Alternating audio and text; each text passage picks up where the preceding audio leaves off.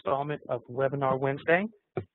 Our presenter today is Rosemary Joyce, and our topic is recruitment and retention of underrepresented minorities into anthropology programs.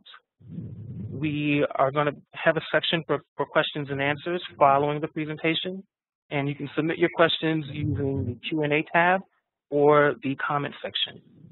And following the questions and answers, we'll also have a brief wrap-up to get us closed out. So without further ado, I'm going to hand over to Rosemary for our presentation. Well, thank you, Dan. And I want to say, first of all, that I'm delighted that the AAA is doing this kind of series and that it's chosen this as one of its first events to emphasize. And I wanted to actually explain why I agreed to be a person talking about this topic. At the University of California at Berkeley, I serve as Associate Dean of the Graduate Division, as well as a past chair in anthropology and a past graduate advisor in anthropology.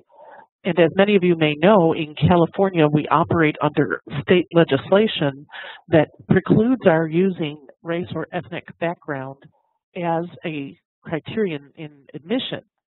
So as a result of that, the University of California system has actually put a lot of effort into how to maintain and increase diversity when the sort of simpler ways of going about this might not be available. And in my own graduate program in anthropological archaeology, we've actually managed to maintain about a 20 to 25% presence of underrepresented minority students.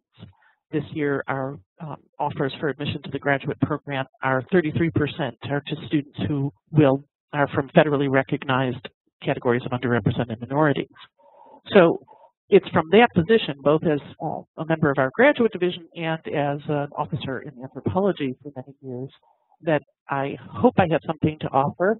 I'm sure that all of you here who are online have also had experiences, but what we find is that everybody can share a little bit more information, and hopefully we'll end up having a uniform anthropology-wide increase in the representation of diverse people from more diverse backgrounds. So the basic thing I'm going to do today is emphasize 3 points. And they sound simple. I'm going to give you a few links to places that you might go to look at ways that other people have done some of these things. First is developing a pipeline to graduate education. And developing a pipeline in the presence of anthropology programs that are not themselves already diverse is probably the first challenge. The second is this idea of practicing comprehensive admissions review, so that when you receive applications from students who may come from less traditional backgrounds or may have overcome obstacles in their undergraduate preparation, they're not eliminated at an early stage, that you develop ways to assess what works. And finally, once you get those students in your program, if you don't manage to retain and guide them to completion and success, then all of your previous efforts have gone to waste. And it's this, at this point, that our experience at Berkeley has been that establishing clear benchmarks for progress actually makes an enormous difference in the process of retention. But before getting into any of that content, I wanted to review for all of us why we need to think about this seriously in anthropology specifically, in higher education in general. The National Science Foundation keeps track of statistics for those disciplines they recognize as science and engineering, and that includes anthropology, of course. So in the overall information that they provide, comparing the total U.S. residential population on the right to college degree holders, those with science and engineering degrees, which would include all anthropologists, you can see that we're not actually tracking the general population. We have a far larger proportion of people who self-identify as white or Caucasian in college degree holders in general. But when we drill down on the information that's specific to anthropology, which again comes from the National Science Foundation, here I've arranged the U.S. population, the general science and engineering degree holders, and those are the same data as the previous table, and the anthropology information that NSF provided in this resource.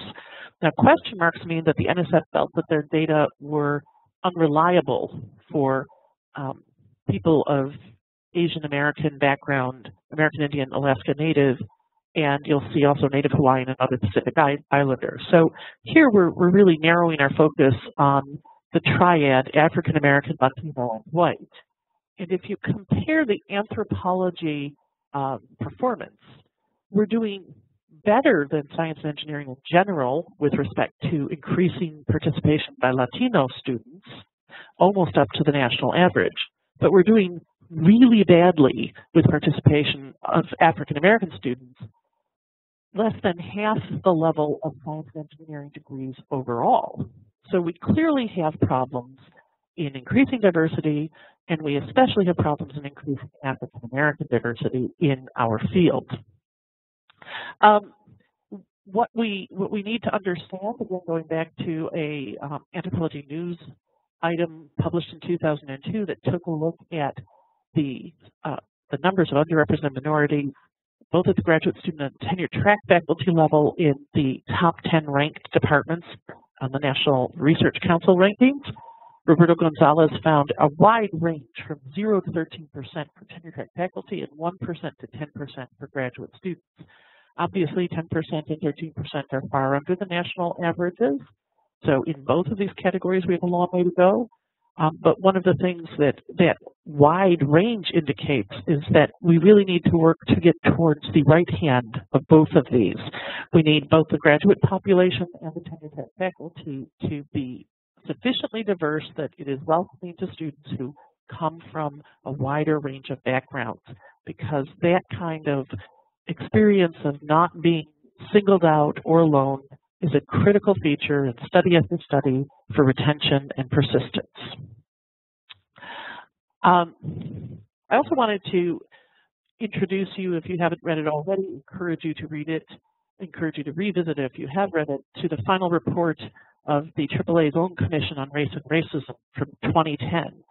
And this found some striking statistics that 70 to 90% of minority anthropologists receive their degrees from public institutions, and the same numbers are employed by public institutions. So especially those of you in public universities like I am, we are playing a very important role in being the cradles and the career choices for underrepresented anthropologists. But a far smaller proportion of those anthropologists actually have their primary appointments in anthropology departments. And this is troubling. This is something we need to overcome. Someone with a PhD in anthropology should find a welcome in an anthropology department. When the minority anthropologists were asked in focus groups as part of this study about their experiences, they gave a number of different comments. And here I've just extracted several of them. The numbers are the numbers of the original report that specifically speak to what's needed to retain students. So the first thing that came across is that many anthropology departments devalue the kinds of research questions that minority students want to pursue. In my own experience, this often takes the form of sort of a traditional anthropological discouraging people from investigating their own communities. And that may be especially discouraging for a student who feels a strong sense of mission or wants to be able to give back to the community they came from. So we need to reconsider that to the extent that it's part of local anthropology culture in your institutions. That may be a barrier for students to succeed. They may be presented with an artificial project that not only they are not committed to, but that feels like they're avoiding doing something more important. The second point here is equally important, that these minority anthropologists felt that faculty were assuming they were less capable than other students and that they couldn't trust that their feedback they were getting was honest. This needs to be something that the students involved feel comfortable about. They have to feel that they are meeting the standards and that they're getting honest feedback about their performance. And this goes to my third point, which is the ways to monitor your students and create real benchmarks. As a result of these things, many minority anthropologists reported seeking mentors elsewhere, and many just drop out. And it's that attrition we can't afford. When our beginning pipeline is so small, we cannot afford the attrition. Part of the problem with attrition is that many faculties and graduate student bodies are not diverse. And here I'll talk later about some successful programs that create community by going outside of a single department, consortia with other departments of the social sciences, for example, to create a community for students who are underrepresented so that they're not limited to people in their own programs. And finally, I wanted to reemphasize the finding that many faculty members went to other kinds of departments. The focus groups reported that this was because they felt their work was not respected in anthropology.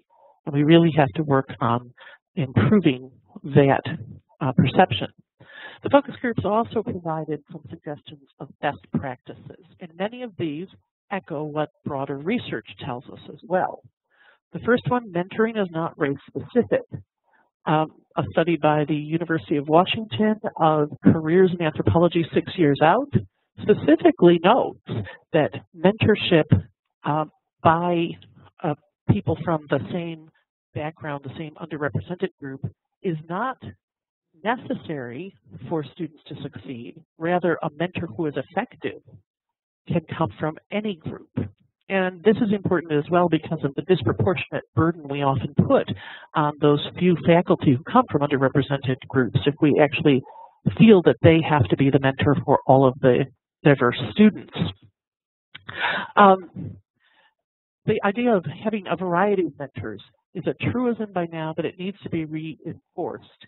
In the Anthropological Archaeology program that I'm part of, we have a 20-year history now of appointing dual advisors, 2 advisors to every incoming graduate student. This isn't just for our diversity students, it's for all of our students, and it's meant deliberately to give each student multiple kinds of resources. Everybody has different strengths, and with the hope that they will find the different kinds of advising they need. Mentors need to be trained.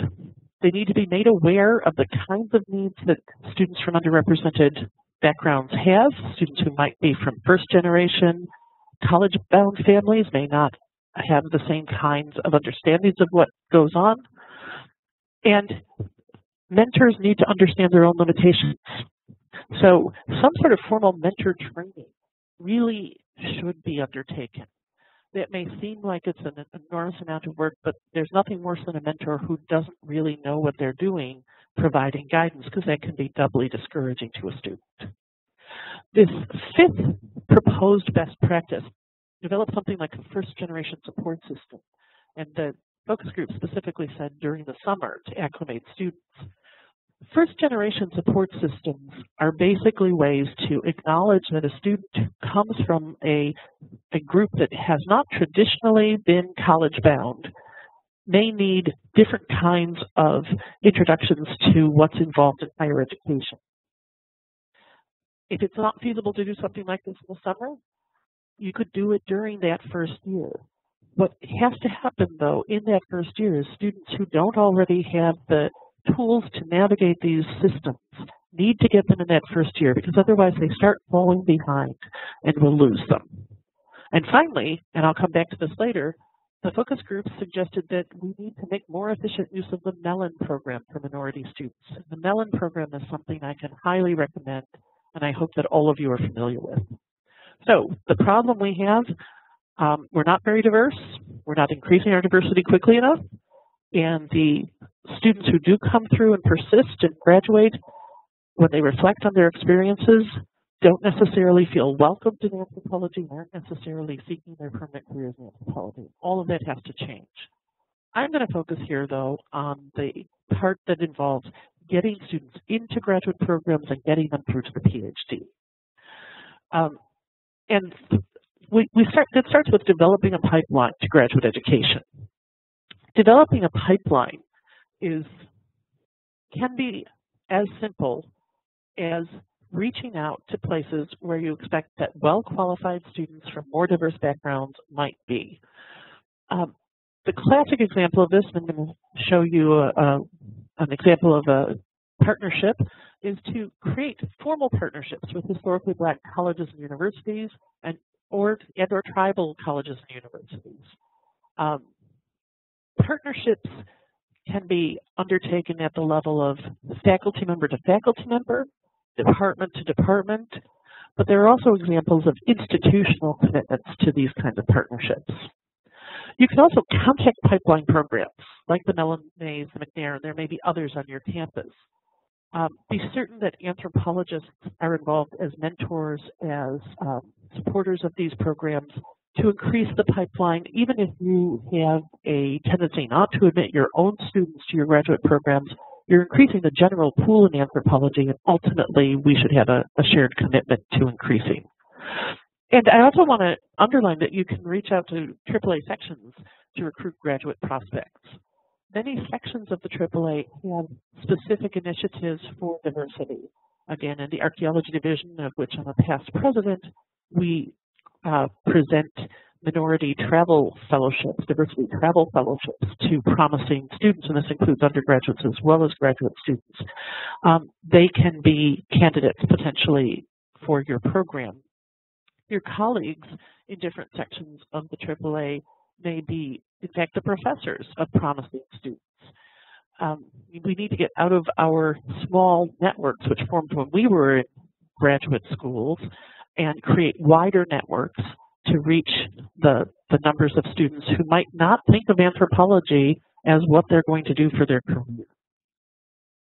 So I want to show two examples, basically, of ways to create pipelines that are already proven, and these slides will be up on the website later so you can get the links. One is the University of California system-wide, the 10 campuses, have an initiative with historically black colleges and universities. The historically black colleges and universities, as it says here, have more than 300,000 students. So this is a very large pool of students that includes a large proportion of students from underrepresented groups. Many students in historically black colleges and universities may not think about anthropology as a career. It may not come naturally as an idea for a career. So one possible thing to do is to create partnerships. The UC initiative actually gives fellowships to individual students and creates funding incentives for UC faculty to incorporate students and faculty from historically black colleges as partners in research programs. So students may come and actually do summer research programs on campus. And anything that gives students an opportunity to see what the life of a research university or your own college is like is going to help them make the decision to go to potentially consider your institution. Now, this is an example of an institution-to-institution kind of an initiative. It requires, this particular initiative has a lot of funding, but you can scale it down to your own department, reach out to a colleague that you know at a historically black college or university or a tribal college or university, and try to see if there's opportunities to engage students. For example, if you have federally funded research, you could use the research experiences for undergraduate option to create a position for a student from one of these institutions. And again, even if that student doesn't come to your graduate program in the end, you're increasing the possibility that a student stays in our pool for admission. I also want to encourage everybody to become familiar with the Mellon Mays Undergraduate Fellowship Program, and I've put two links to the program. This is an extraordinarily successful initiative which has already served almost 4,000 students, and a very large number of students have already earned their PhD. And one of the remarkable things about the Mellon Mays is it begins with undergraduate funding, mentorship, orientation towards professionalization. And then as the undergraduates graduate, they become part of a graduate network, which helps them not only persist in their own graduate programs, but provides mentors and role models for the next generation of undergraduates. And it even continues to the postdoctoral level. So it's a national initiative that helps individual students. And again, many of us have been involved as mentors in the Mellon Mays Undergraduate Fellowship Program. The students we mentor may not come to our own programs, but they become more likely to enter into the pool of recruits for graduate education nationwide. And since we're talking about a national problem in anthropology, we need a national level solution that begins at the grassroots with each of us. So I don't want to belabor the point. The McNair program is another wonderful, long-established pipeline program that may exist on your individual campus, and there may be others. There's over a dozen small pipeline programs on my campus, for example. Finding out what they are, making certain that anthropologists are engaged in them, reaching out to students in them who might come from other allied disciplines, whether that's African American studies, history, that don't necessarily automatically think of themselves as prospects for anthropology programs, political scientists, so that they understand that anthropology is a welcoming site for the kind of research that they want to do. Once you've got the students, though, interested, if you don't admit them, the whole thing falls apart. And so here, I want to stress the idea of comprehensive admissions review. What we call comprehensive admissions review at Berkeley in particular is one of the things we've had to develop because of state law. Comprehensive evaluation approaches look at all of the aspects of the application, and they don't use any single aspect of an application to screen people out. In particular, we urge programs not to use the GREs to screen applicants out. I'm going to come back to that. But it's more than just the GREs. For example, many people are sophisticated enough to know the GREs have cultural bias and will set them aside when looking at students from more diverse or underrepresented backgrounds. But you also have to pay attention to the patterns of improvement in undergraduate achievement, not just the final GPA. Students who come from financially insecure backgrounds may have been working for much of their time as undergraduates. That may have had an impact. And we often find that students do very poorly in the first year or two of their program and then can increase in their skill set for higher education.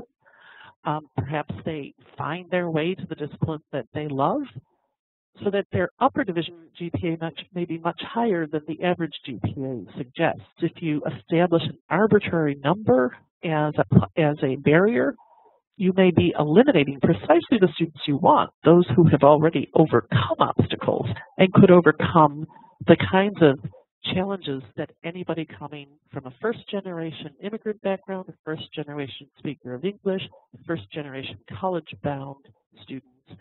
These students need to be able to overcome an immense number of obstacles throughout their graduate career. And if you don't look at their previous pattern of improvement, you've denied yourself some of the information that might tell you not just what they achieved, but their promise for the future. And obviously looking for applicants who have participated in pipeline programs, not just because that indicates that they were selected out of a group of other students, but because pipeline programs in general provide training in the skills necessary to succeed in higher education.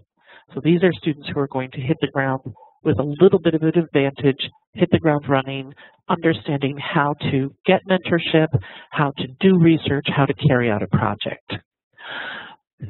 I want to stress again that comprehensive evaluation is something that should not overemphasize any one measure.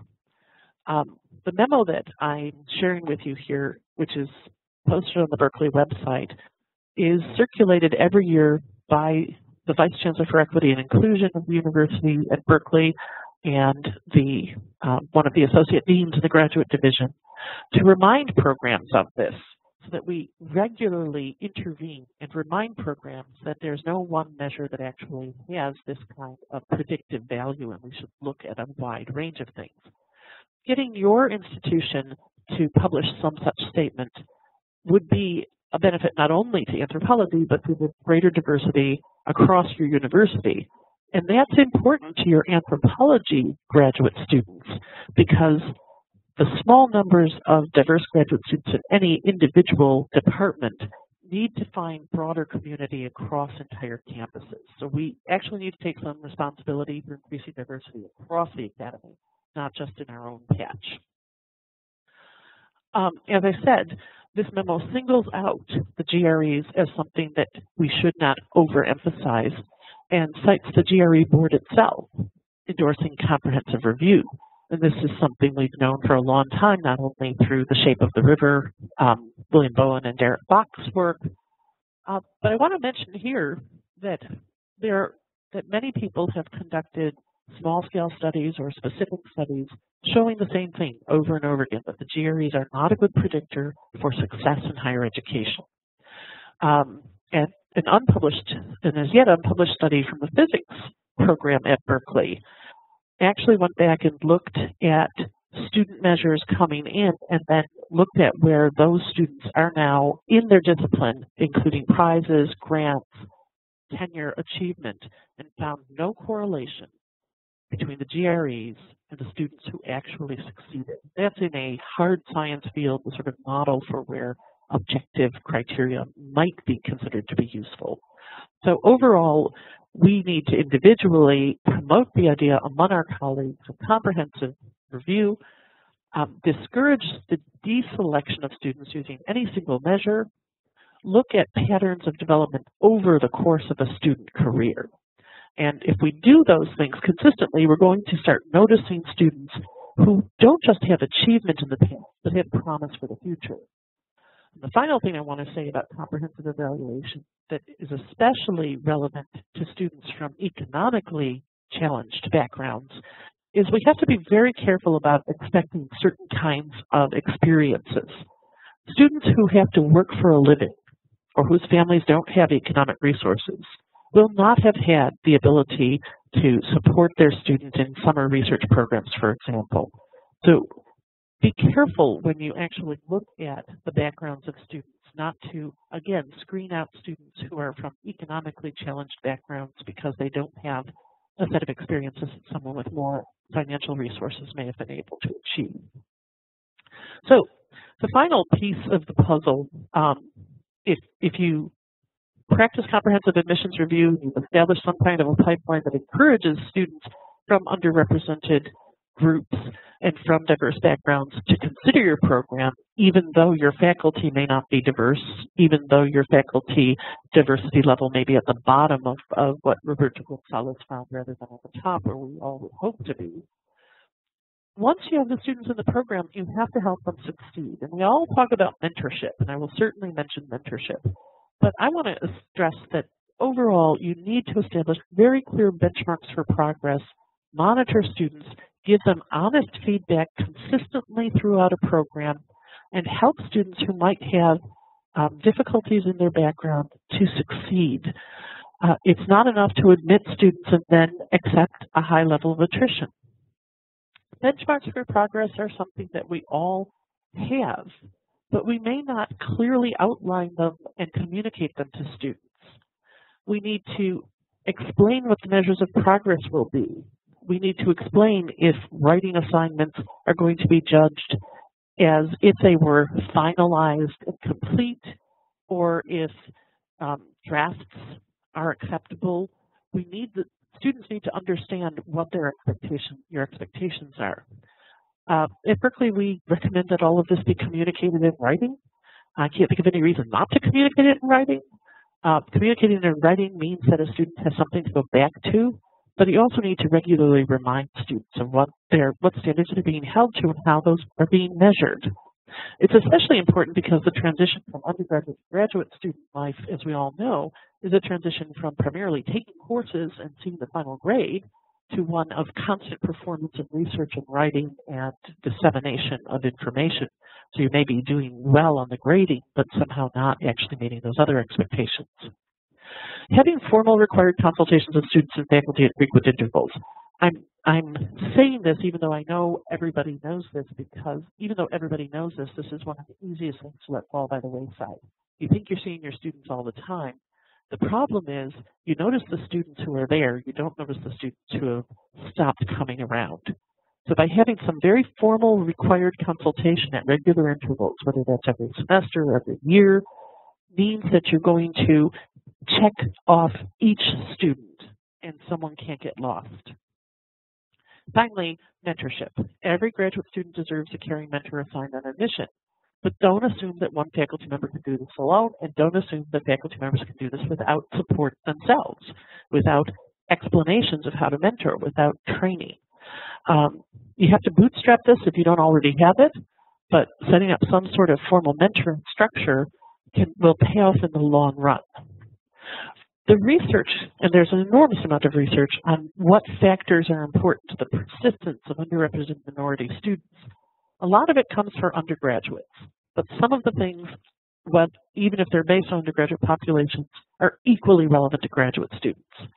Having adequate financial aid guarantees increased retention of students from lower income, non-college bound families, which especially will increase our African American and Latino student participation. It's not enough just to make the financial aid available, students have to understand it. Many students will choose not to apply to a university because they don't understand that the sticker price of graduate education is very rarely what you actually pay. So you need to explain and create a pathway that a student from a economically disadvantaged group or background might not otherwise understand. And you have to stay on top of the student's actual experience as well. None of us want our students to end up leaving with enormous debt burdens, but that can easily happen if students don't understand that there are other ways to get economic assistance. The research has also found that retention improves with learning communities, that is, groups of students who form around a goal, such as writing a paper, and first-year interest groups, getting first-year students into some sort of community, tutoring, mentoring, and student orientation. All of these things done early will create enough community that students will have someone to fall back on, whether it's faculty mentors or peers. And the good news is that some of these kinds of retention efforts can find funding at the highest level. Here I'm giving you links to two examples that include anthropology, both funded by the National Science Foundation, the EDGE project and the UC DIGS. In each case, what these programs do is they emphasize a mix of peer mentoring, so graduate student mentors for graduate students, of faculty engagement, whether it's one-on-one research traineeships with faculty or an advisory team, making small amounts of research funding available to students, even if it's just so they can go to a professional meeting, and some kind of creation of a social community, social events, community building. Again, this extends outside of your own program because you need to have a sufficiently large community of students from the same backgrounds or with the same challenges so that they can support each other when they experience obstacles within the university or find part of the university impenetrable or difficult to navigate. So the message sounds simple. There are a lot of models out there for all three of these steps. And from my perspective, if each program could do some work on developing a pipeline, even if it's as simple as reaching out to one colleague at an institution that has a more diverse population and making efforts to explain why your program would be a good place, doing comprehensive admissions reviews so you don't eliminate promising students because of challenges that they've overcome, and then mentoring for retention and completion will get us to the point where we'll have sufficient PhDs in anthropology that the next challenge will be getting them hired and tenured in the anthropology departments instead of other departments. So I think at this point we're going to move to the question and answer, and I believe that Dion is going to moderate that. That is correct. Thank you, Rosemary. The first question is related to mentoring, and it is, what's the best way to arrange for faculty mentoring to retain diverse students? What's the best way to arrange faculty mentoring to retain students? So here, again, I want to stress that the research shows that multiple mentors are better than trying to rely on a single mentor, that there are different kinds of skills that mentors may help work with students. And we talk in training students and training faculty in mentoring at Berkeley, we talk about professional development mentors. Those are the people that you assign to help the student understand what it means to give a paper at a conference, what it means to publish a paper, how to find grant funding or other kinds of financial support. And then there are mentors who we might call cultural or social mentors, the ones that help students navigate and create community Many of our institutions, especially on the graduate level, assume a student comes in and just drops and can navigate on their own. But there may be specific structures. Berkeley is particularly bureaucratic, so we actually have a lot of things that support students, but they're not all centralized. Having a mentor who's knowledgeable about those structures on the campus so that they can point the student to, for example, how do we support student parents? What do you do if you want to increase your participation in service learning? How to balance service learning versus or community engaged scholarship versus other forms of scholarship. And mentors need, as I've said now several times, need themselves to have some support, to have some training, which can come from the department. It can come from a higher level of the university. We have a division of social science that actually focuses on mentoring all the diverse graduate students in the social sciences. It begins with assigning a mentor. In my view, it should begin with assigning multiple mentors. Right. So, yeah. So do we have another question? We do. The next question is, what would you recommend to graduate students who want to encourage their faculty to reach out to minorities? Yeah. What do we recommend to a graduate student who wants to encourage faculty to reach out to underrepresented minority students? Yes. Part of the reason for presenting the data at the beginning of this is that I think one of the things we have to do is make it possible to make these data-based arguments so that we can show our colleagues, faculty colleagues, as well as from the graduate student perspective, you don't have as much power, but you can advocate. And using the AAA Task Force report, from which I took a lot of the information here, using the NSF data, basically making the case that it's urgent that we increase the number of participants from underrepresented groups. You need to find faculty who are open to this. It's an irony, I think, that the perception that anthropology is not welcoming to certain kinds of scholars or to research, because there are in any anthropology department people who work on questions of race and racialization, people who work on questions of gender equity. Those may be natural faculty allies, and I find it's often useful when a graduate student comes to talk to me about how do you get something done in the institution. To come to me, I can tell them where the decision-making happens. For example, in Berkeley, the decision-making about what hires are approved doesn't happen at the department level. So the department can be advocating for a particular kind of position for years before the higher administration accepts that. Students putting pressure only on the department might not be able to get anywhere. And as a faculty member, I can help explain where in the institution to put pressure or where resources exist. Okay. So next question. What strategies do you suggest in trying to convince colleagues and the institution to support the diversity efforts that you highlighted, in particular when grad funding is shrinking and some are advocating for much smaller graduate cohorts because there's so few tenure-track jobs? It's a great question. Just because the size of graduate education or PhD education is shrinking should not be a reason to eliminate an attempt to diversify. So, and actually our programs have been getting smaller as well.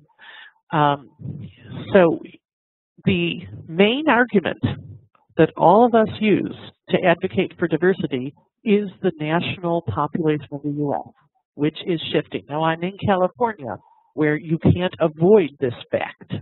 But the national picture is the same. We need to be incorporating in higher education students that come from a wider spectrum of places in this diverse country. We can't afford to have the academy become completely divorced from the general population. Beyond that, though, and this is one of the things that research does show, having people from different standpoints, different perspectives, engaged in research means that you get different kinds of questions. The things that researchers take for granted within a certain background may not be taken for granted by other scholars. So it actually improves our scholarship to have people from a more diverse range of places. And that, in turn, is educating the population of students for the global world that we live in. And again, none of our universities is insulated from globalization in both its good and its bad aspects. The good aspect being that the internet does promote greater information flow around the world. So those are the kinds of arguments I think you can use to try to convince people of the necessity for this. I think what we found in the graduate division at Berkeley is when you do sort of set-asides, which we can't do because of state law, people begin to think of minority representation as an extra, an add-on.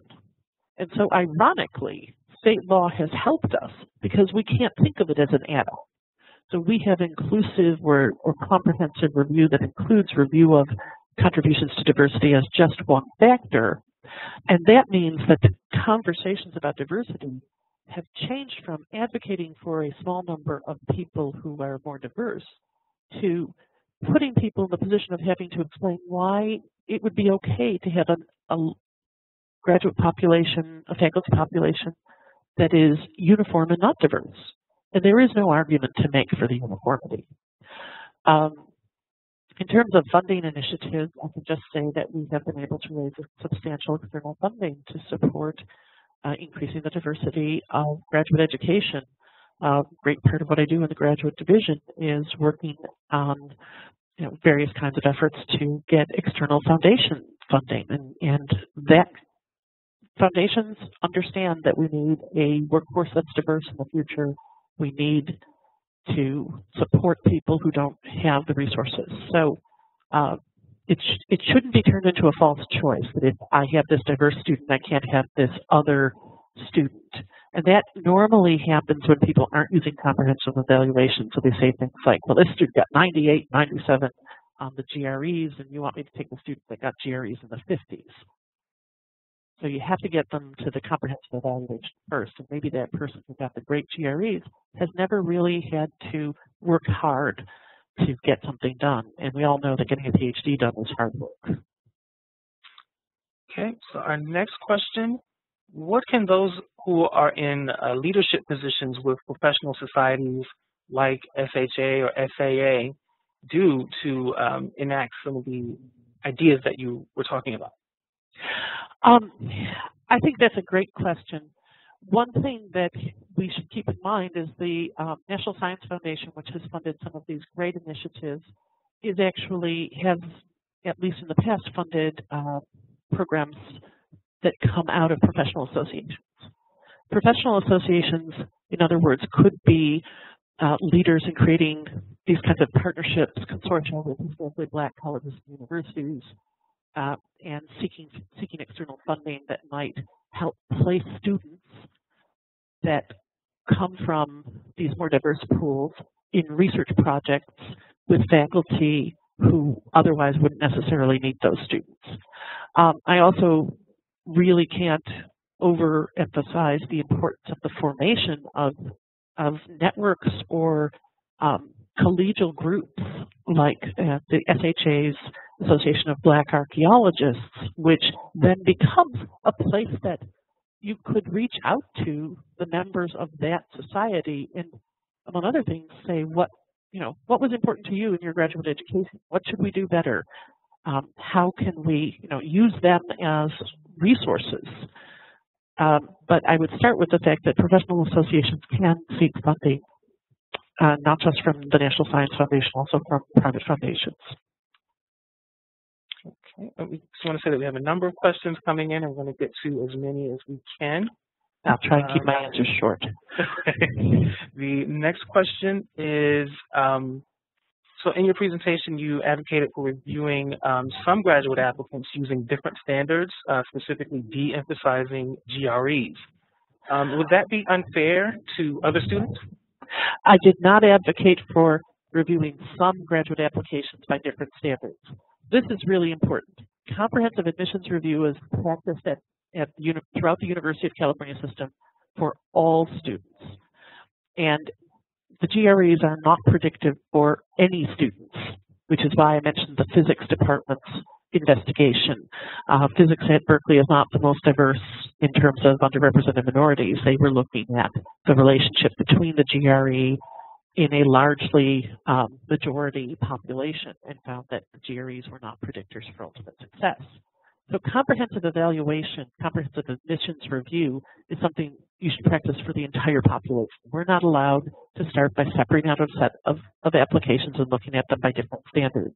And that has led to a much better application admissions approach in the university as a whole, one where we look at a number of measures and actually ask ourselves the question, what would be the measure of past achievement and what would be the indication of possible promise for the future? Okay. Next question is related to pipelines. And